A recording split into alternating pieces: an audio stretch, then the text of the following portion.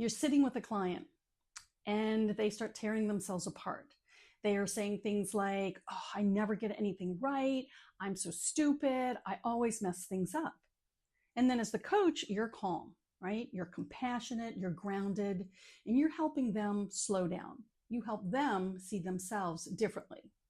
But then later that same day, you make one little mistake and suddenly your own inner voice is saying things like, oh, what is wrong with you? Like, how are you going to make it as a coach? Like, I should know better than this.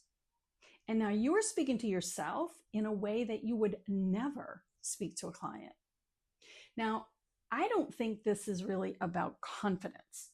I think there's something different that happens when a coach feels pressure, disconnection, or a fear of getting it wrong.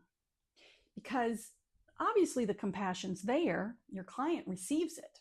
The question is, why does it disappear when the spotlight turns inward? So let's say your client's spiraling, they're talking harshly to themselves, looking for reassurance. And as the coach, you naturally move in toward care. You probably soften your voice or normalize their feelings. Maybe you help them breathe.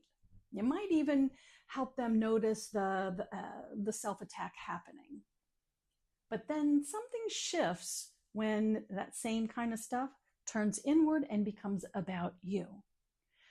For example, after the session, you replay something that you said. And maybe you think like, oh, I sound so awkward, or I should have handled that differently. Maybe I wasn't helpful enough. And it activates something inside.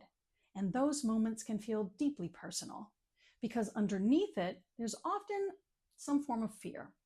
Fear of disappointing, of being rejected, not being enough, losing connection with someone.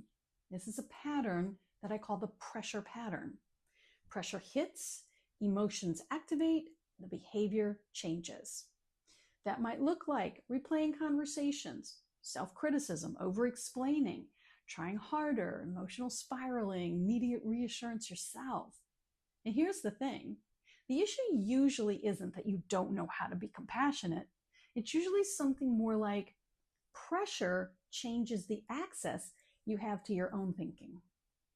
When fear gets activated, your system starts trying to protect you from rejection, failure, and disconnection. And that protection doesn't feel very gentle. It often feels like you're criticizing yourself, overanalyzing, or trying to correct yourself. And that harshness is actually an attempt to stay safe. It's very odd. But it's like you can deeply understand your client's pain while unconsciously believing that your own mistakes make you less worthy. But it's especially because maybe you think that the answer might be like, you got to become more confident. But what's going on isn't usually solved by more certifications or training or more overthinking or trying to become perfect. What actually helps is learning how to stay connected to yourself when fear activates. Now, that's noticing the pressure moment. That's critical. Notice the story that seems to form.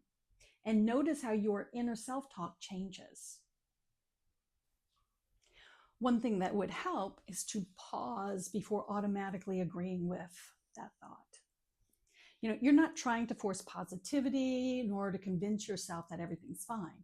You just want to try to stay with yourself that little bit longer, just enough to choose something different. So imagine noticing the self-attack without completely collapsing into it.